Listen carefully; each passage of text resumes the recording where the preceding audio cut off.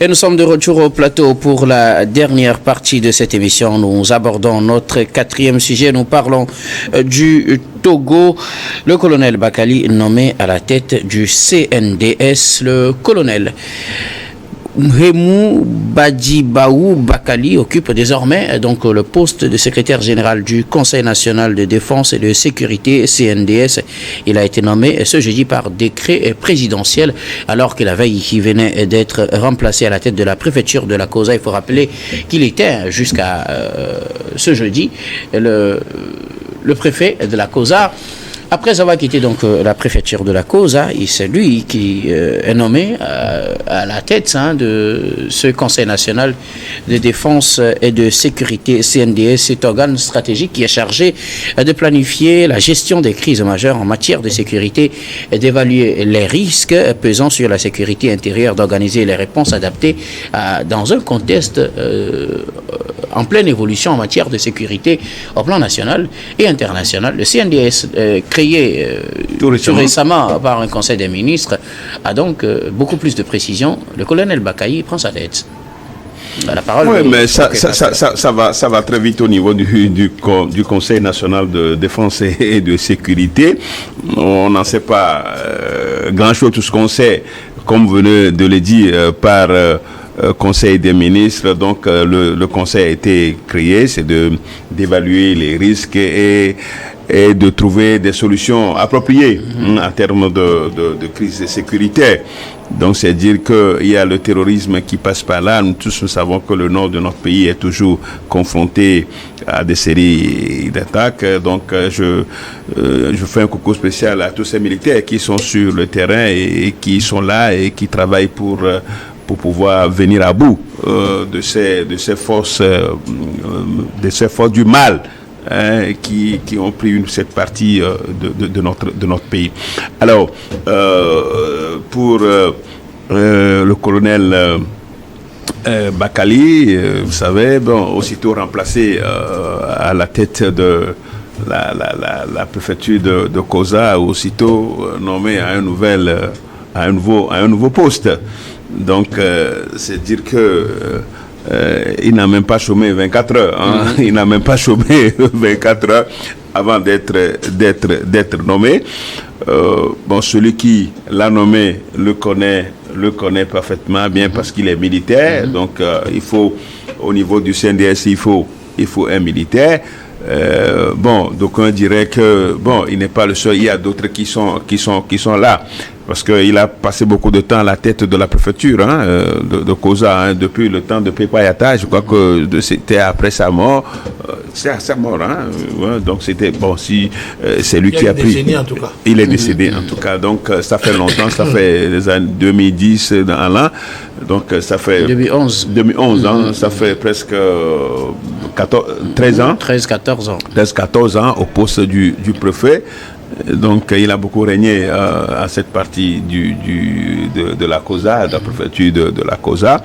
Aujourd'hui, il est rapidement reversé à la tête de ce nouveau conseil de défense de sécurité qui a été créé, dont on ne connaît même pas encore le siège. On ne sait même pas où est-ce que ça est pour le moment. En tout cas, à ce que je sache, on ne sait pas encore. Donc, le gouvernement veut rapidement aller avec ce conseil pour peut-être moderniser, pour pouvoir encore peut-être déployer plus de stratégies en termes de lutte contre le terrorisme et d'autres aspects sécuritaires. Est-ce que on prend les mêmes? On dirait on prend les mêmes, on recommence, on prend les mêmes, on recommence. Voilà un peu la situation. Sinon c'est un peu compliqué. Mais moi je dis quand même que depuis direction générale des douanes, il a été aide de camp de la présidence, donc il a été préfet. Donc on aurait aimé quand même que d'autres aussi puissent jouer ce rôle. Est-ce que son expérience n'aurait pas joué quand même en sa faveur? Son expérience, vous savez, à cause là-bas, ce n'est pas aussi évident. Hein. Il a joué son rôle. Il a joué son rôle. Les politiques ne diraient pas le contraire dans cette préfecture-là. Donc voilà, il y a tout ça. Donc aujourd'hui, il est nommé à un nouveau poste. Celui qui a le pouvoir de le nommer peut-être le connaît mieux que ce que nous sommes en train de dire, mais peut-être que d'autres militaires pouvaient encore jouer ce rôle pour dire qu'au Togo ce n'est pas les compétences qui manquent quand même, qui manquent dans l'armée. Bon, ça c'est mon constat, mon avis personnel sur le sujet.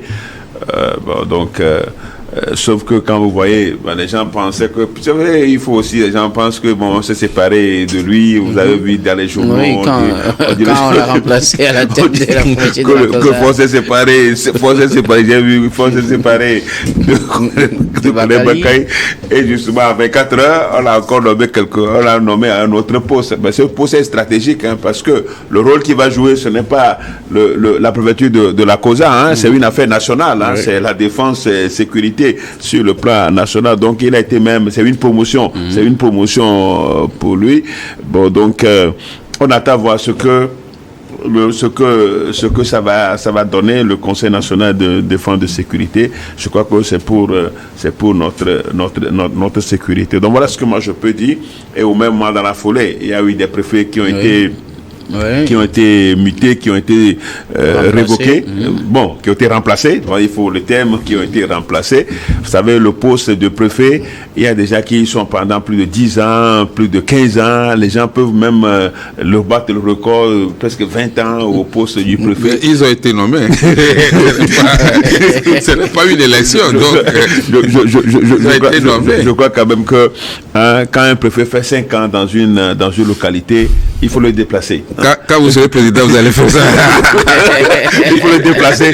Pour le moment, pas vous le président. Qu'il ne soit pas trop, qu'il ne soit pas trop, qu'il ne règne pas trop sur la localité. Je crois que aujourd'hui qu'il y a les collectivités territoriales peuvent jouer le rôle de contrôle de l'égalité, comme le gouverneur joue le rôle de l'égalité pour le conseil régional. Bon, donc il y a même eu pendant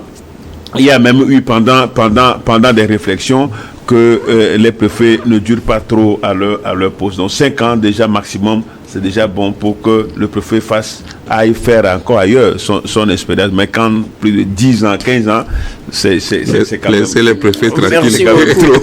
Merci beaucoup. Qui veut aller à la suite Robert Emmanuel Vivien-Tomi, le colonel Bakali, à la tête maintenant du Conseil national de défense et de sécurité, est ce nouvel organe créé dans la réorganisation du dispositif sécuritaire du Togo pour faire face aux menaces surtout sécuritaires qui planent dans la sous-région et aussi sur notre pays. J'aimerais d'abord féliciter le colonel Bakali pour cette nouvelle fonction. Vous savez, il est un expérimenté dans le domaine de la sécurité. Il a servi au niveau de la garde présidentielle déjà sous le président Eyadema. Il était aide de camp et il fait partie de ces officiers expérimentés qui ont encore beaucoup de choses à donner. Et féliciter aussi les officiers supérieurs de l'armée. Vous savez, le président Faure Gnassingbé, là où vous ne l'attendez pas, c'est là où vous allez le voir. C'est-à-dire qu'on sort un décret pour nommer d'autres préfets, on remplace M. Bakali. Et puis, quelques heures après, on le retrouve encore à la tête d'une commission qui est stratégique pour un pays qui est en guerre contre le terrorisme, l'extrémisme violent, et qui a des défis à relever en matière de protection des personnes et des biens, comme on le dit textuellement. Je pense qu'il faut saluer effectivement tous ces nouveaux préfets qui prennent la place des anciens, et saluer particulièrement le nouveau préfet de la préfecture d'Agoy-Nivé, Dr Tinaka Kossi, Agoy-Nivé, où je me présente comme candidat au Sénat, et dire que en réalité, on se connaît très bien, quand même. Je suis dans le domaine, ça fait un moment. dire que le nouveau poste que M. Bakali, le colonel Bakali, occupe est très important pour la survie sécuritaire même de notre pays. Vous savez qu'aujourd'hui, dans beaucoup de budgets des pays africains, la sécurité occupe une place importante. C'est vrai, il y a le ministère en charge de la sécurité, mais il faut peut-être un organe qui a pour rôle spécifique, au-delà de veiller à ce qu'il n'y ait pas de banditisme dans le pays, au-delà de veiller à ce que la drogue ne progresse pas dans le pays, et en même temps lutter contre le terrorisme, il faut qu'il y ait un organe qui s'occupe rien que de ce qu'on peut appeler les crises internes et externes, et proposer des choses et au gouvernement, à l'armée et même au ministère de la Sécurité. Alors, c'est important de le dire, le Togo n'est pas à l'abri du terrorisme. Ce qui se passe au nord, c'est parce que nous avons la chance d'avoir des soldats bien déterminés, comme les soldats de l'AES d'ailleurs, bien déterminés, bien entraînés, dynamiques et très engagés pour notre sécurité.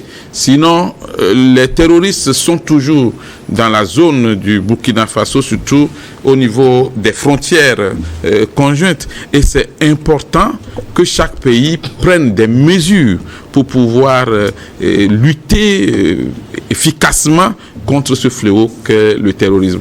Aujourd'hui, nous attendons de M.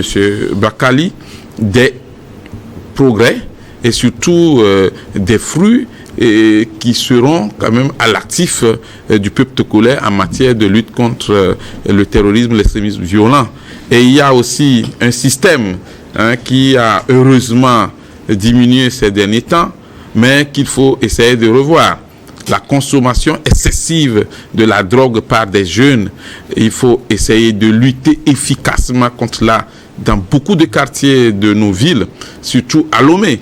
Parce que ces jeunes qui se regroupent dans ce qu'on appelle les ghettos ou les coins deviennent très vite des personnes qui sont capables d'être recrutées par les djihadistes et les terroristes pour des attaques de grande importance. Et il y a un phénomène qu'on ignore. C'est le phénomène de ceux qui fument, je ne sais pas comment vous appelez ça, dans les bars. Mais les chichas, je ne peux pas comprendre que des jeunes élèves et étudiants s'asseyent comme des vieux retraités qui n'ont rien à foutre de la vie et fument à longueur de journée. Et tu te poses la question de savoir, ils sont si riches, ils sont fatigués de la vie. Il faut préciser c'est interdit par c'est interdit par la loi. Donc, pas de violence, mais il faudrait que ce soit le ministère de la Sécurité comme la nouvelle commission ou le Conseil national, le nouveau conseil, il faut prendre des mesures pour que la police et la gendarmerie suivent de temps en temps dans les bars ce qui se passe. Pas avec la violence. Il ne faut pas qu'il y ait des grabuges. Il ne faut pas du tout qu'il y ait de violence. Dans un premier temps, sensibiliser les tenanciers de bars et de restaurants pour leur dire, écoutez, ce n'est plus permis d'ailleurs de fumer en public dans notre pays au sens de la loi. Et donc, quand on pense que c'est pratiquement normal, les soirs, vous les retrouvez au bord de la route, au bord des rues, en train de fumer tranquillement comme de vieux retraités venus d'Europe. Je pense qu'il faudra interdire cela et lutter efficacement contre ça. Donc, luttons contre le terrorisme et l'extrémisme violent, mais au niveau interne, essayons aussi de redresser un peu les jeunes pour qu'ils rentrent dans les rangs. Parce qu'il y a des choses qu'on remarque aujourd'hui qu'au temps de nos pères et à nos temps, on ne pouvait pas le faire. Et donc, c'est important le rôle que M. Bakali va jouer. Et dire aussi que, reconnaître qu'il y a un progrès maintenant dans les relations entre l'armée, la police, la gendarmerie et la population. Il faudra continuer dans ce sens pour que les citoyens, surtout les civils, continue pas à avoir cette confiance en l'armée et en la police et à la gendarmerie. Et aussi que les commissariats et les brigades de gendarmerie ne soient pas des lieux qui fassent peur à tous les citoyens. Parce que normalement, la gendarmerie et la police sont là pour la population. Alors, que la police et la gendarmerie fassent encore mieux pour que le citoyen puisse avoir le courage d'aller vers un gendarme et le policier ou un militaire pour lui dire « j'ai vu tel acte, j'ai vu telle personne atterrir dans nos milieux ». Je pense qu'il faudrait faire des enquêtes. Quand un citoyen va voir la police ou la gendarmerie pour leur dire « j'ai vu des personnes qui sont un peu suspectes parce que la façon dont… » La réponse c'est « tu les as vus en train de poser une bombe ou bien en train de faire quoi ?» Je pense qu'il faudra changer cela. Et ce conseil a vraiment du pain sur la planche. Et ce conseil doit prouver au président de la République qu'il y a quand même un progrès réel dans la lutte contre le fléau que constitue le terrorisme. Et c'est le plus important parce que la protection des personnes et des biens, ça fait partie de la mission fondamentale des hommes qui ont choisi le métier des armes, comme on le dit. Ok. Alors, Robert Kossiguen, le Conseil national de défense et de sécurité avait été créé il y a de cela quelques jours en Conseil des ministres. Et maintenant, c'est son secrétaire général qui vient d'être connu, le colonel Bakali, n'est plus le préfet de la COSA. Et quelques heures après, ou au lendemain, il est nommé secrétaire général de ce conseil. Je pense que les autorités au plus haut niveau de notre pays ont à cœur la sécurité des personnes et des biens.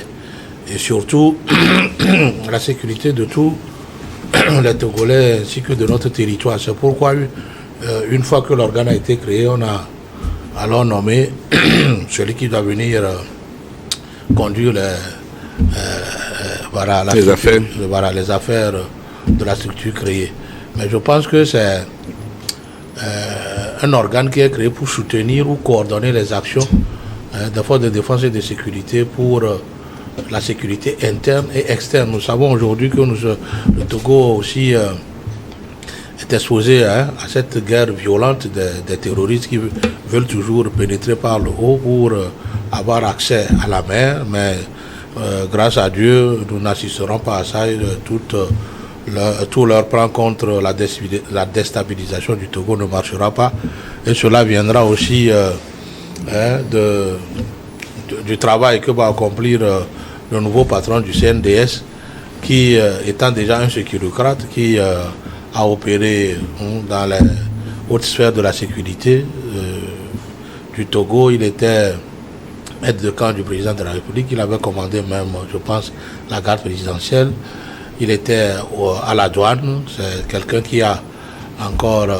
il n'est pas un novice en la matière. Il connaît tout ce qu'il y a comme fraude en matière douanière. Il connaît par où passent les fraudeurs. Il connaît par où par où peut venir tout ce qui est atteinte à la sécurité intérieure ou extérieure de la sécurité du Togo. Je pense quand même que nous allons prier pour lui pour que voilà, il puisse abattre un travail qui puisse donner aux Togolais plus d'assurance. Mais je voudrais aussi attirer l'attention de nos députés à légiférer sur l'utilisation du TikTok.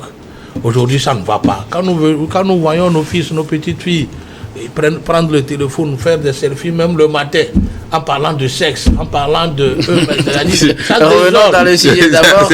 Ça, vous allez dire dans les mots de fin. Ça, c'est pas le rôle de Bakali.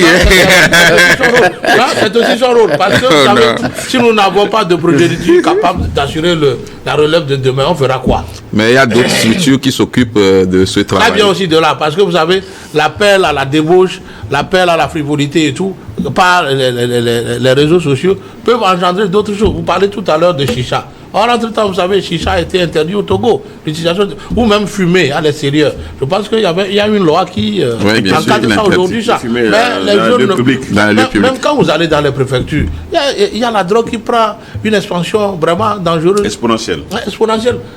Où les jeunes filles, les jeunes garçons prennent alors du cannabis pour aller au cours. Ce n'est pas bien. Il faut que la CNDS fouille aussi là. Pas pour les emprisonner, mais pour les faire revenir. Mais le conseil ne va pas fouiller nos portables quand même. C'est interdit par la loi aussi. Hein? Le conseil ne va pas fouiller le portable des citoyens. Ça aussi, c'est interdit. Laissez Robert terminer. Les terroristes ne pénètrent jamais le Togo. Ça fait un. Que les pirates cessent leurs activités sur la mer. Ça fait deux. Et que voilà, les bandits de grand chemin ne prennent pas en étau les commerçants et la population civile du Togo. C'est aussi important. Donc, vous savez, nous sommes en train de d'aller vers l'installation des dernières structures de la 5e République, il va falloir qu'il y ait une force qui l'accompagne pour qu'il n'y ait pas peut-être une insurrection pour non. C'est aussi dans ce cadre-là. C'est en matière de prévention sécuritaire que ce conseil a été mis en place. Voilà, pour accompagner la mise en place des institutions de la 5e République pour que tout aille comme cela est tracé déjà. Merci beaucoup. Robert Kassigan, côté, oui, pasteur, vous voulez ajouter quelque chose? Non, moi je voudrais juste dire que, vous savez, le Togo, notre pays, nous appartient tous. Et ceux qui ont le pouvoir de le diriger, naturellement, ont une certaine vision par rapport à la sécurité. Vous savez, sans la sécurité, on ne peut rien faire. Et donc, la mise en place de ce conseil ne viendra pas donc nous empêcher de pouvoir de faire notre marche vers le progrès, surtout vers l'état de droit et la démocratie.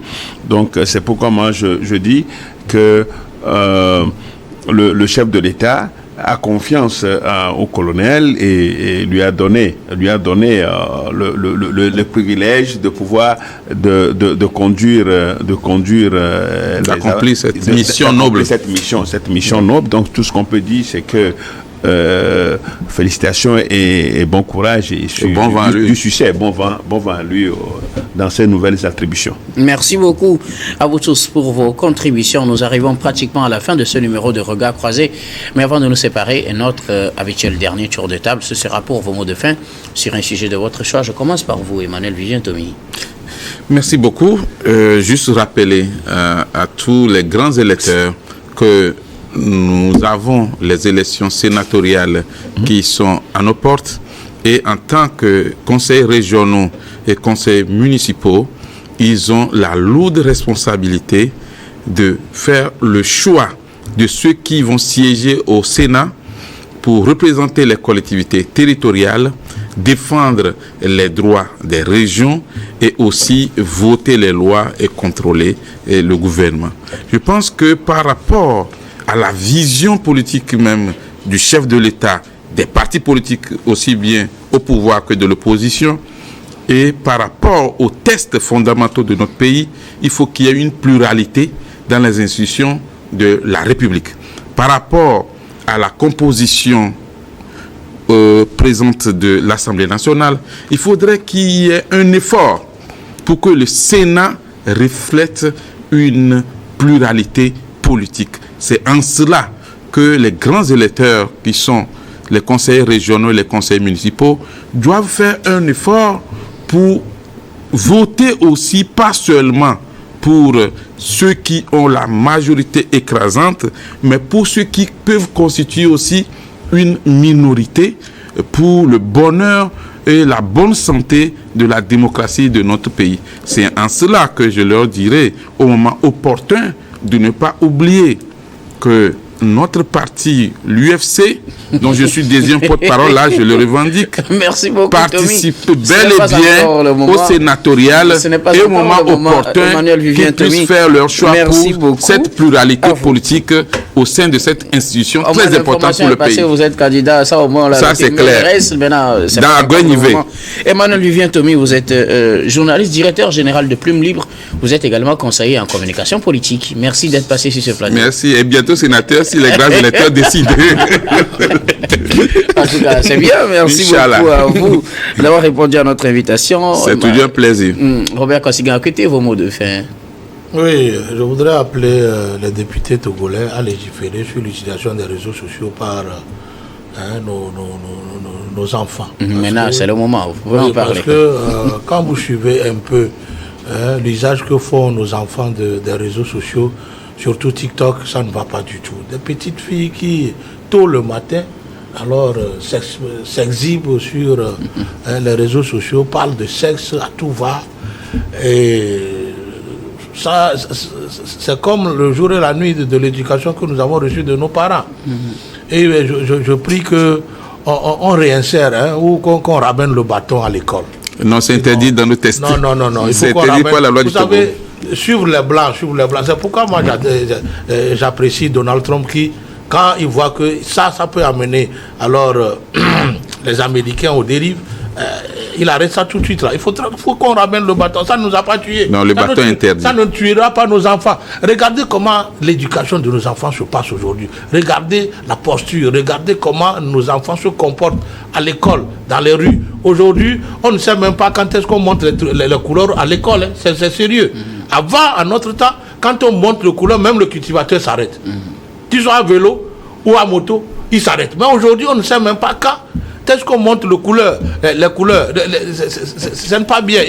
C'est-à-dire qu'on ne va pas suivre le blanc parce qu'on nous a dit les droits de l'enfant et pousser l'enfant à ne connaître que ses droits et tout en l'aidant à oublier ses devoirs. Ses devoirs, c'est se respecter. C'est respecter la nation. C'est respecter tout ce qu'il y a comme rôle de citoyen. Aujourd'hui, il y a un laisser-aller grave.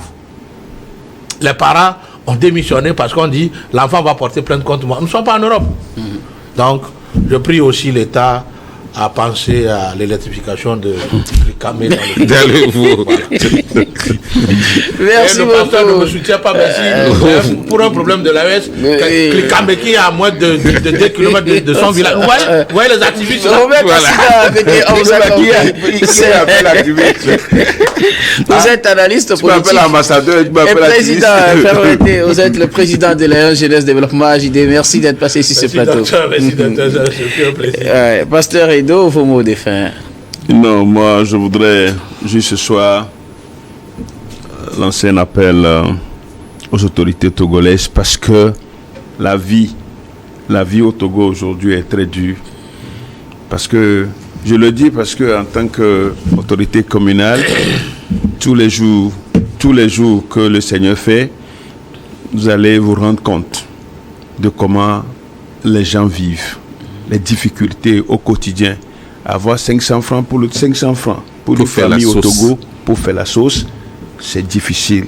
Ça, je crois qu'on doit se rendre compte de cette évidence aujourd'hui et ne pas rester pour dire que le Togo, il fait bien vivre, le Togo avance, il y a le développement, l'économie marche bien. Non, si on dit tout cela marche et que dans le vécu quotidien des citoyens, il y a autre chose qui se passe, je crois que c'est ne pas jouer le rôle régalien, celui de veiller sur la vie des concitoyens. Donc une fois encore, j'en appelle aux autorités, aux Togolais, aux dirigeants de ce pays, que la vie devient de plus en plus dure et les Togolais tirent le diable par la queue. Une fois encore, le vécu quotidien des Togolais, certainement ceux qui veulent aller aux élections au Sénat, on les attend. Est-ce qu'ils vont nous apporter quelque chose de bien au Sénat? Ça, c'est clair. C'est point d'interrogation. Merci beaucoup. Merci. S'il vous plaît, on n'est plus en débat. Merci à vous, pasteur Edo Komi. Vous êtes le président du mouvement Martin Luther King. Également, le premier agent maire de la commune Golfe 2. Merci d'être passé sur ce plateau. C'était un plaisir pour moi. Nous disons également merci. Le plateau de jeudi. Disons merci à toutes les équipes techniques et rédactionnelles qui nous ont aidés à préparer et à présenter cette émission. Merci beaucoup à Richard Koufanga et Christian Obaniko à la réalisation, à Richard Amédessoa à la diffusion et à Rebecca Vesso à la caméra. Surtout, merci à vous, très chers téléspectateurs, de nous avoir suivis. C'est la fin de ce numéro de Regard Croisé. Je vous retrouve demain avec le même plaisir pour un autre numéro. Bonne guérison.